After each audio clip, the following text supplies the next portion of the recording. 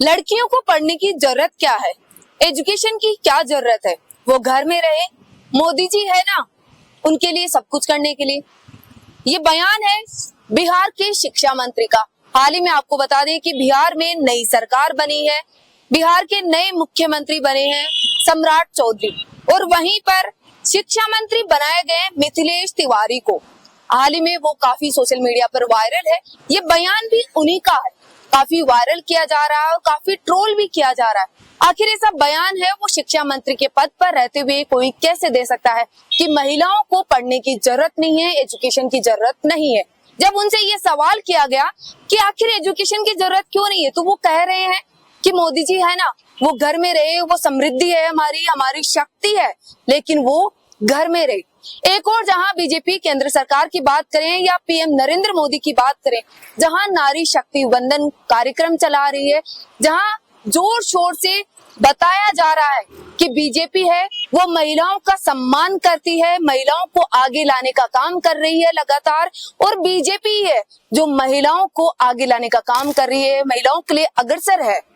और वहीं बीजेपी के ही एक शिक्षा मंत्री के पद पर बैठे हुए व्यक्ति जब ऐसा बयान देते हैं तो बड़ा दोहरा रवैया माना जाता है कि कैसे वो एक महिला को कहते हैं कि ये समृद्धि है, शक्ति है, लेकिन उनको घर में रहना चाहिए।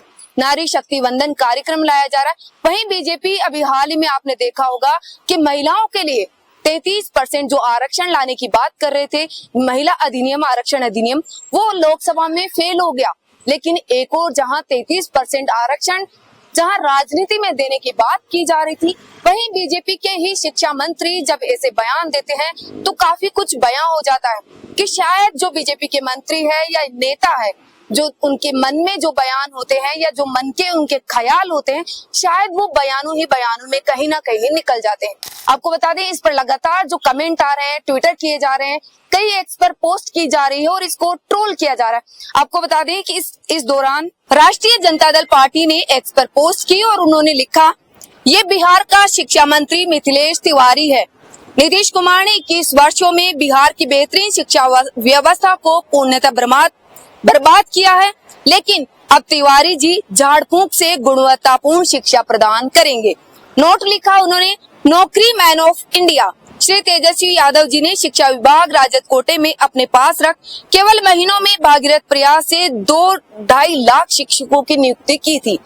अब तो शिक्षा के अभ्यर्थियों पर नौकरी मांगने पर लाठीचार्ज किया जा रहा है। ये बिहार के शिक्षा मंत्री है जो मंदिर में जहाँ झाड़ फूंक, जो पुजारी है वो झाड़ फूंक कर रहे हैं। तो इस जो वीडियो डाला गया, पोस्ट किया गया, उससे ये लगा, और लोग भी आमजन है वो ट्वीट कर रहे हैं, एक्स पर पोस्ट कर रहे हैं, ट्रोल कर रहे हैं कि एक शिक्षा मंत्री है वो मंदिर जा रहा है और वहाँ पुजारी से जो झाड़ फूंक करवा रहा है शायद अपना इलाज करवा रहा है। तो यहाँ शिक्षा की जरूरत नहीं है, चिकित्सा की जरूरत नहीं है। आपने हाल ही में देखा होगा कि जो निशांत कुमार है बिहार के चिकित्सा मंत्री बनाए गए, उन्हें भी काफी ट्रोल किया गया था, उनके भी काफी कुछ वीडियोज है सोशल मीडिया पर पोस्ट किया गया था, और जो चिकित्सा मंत्री पद दिया गया था उस पर भी काफी कुछ सवाल उठा था।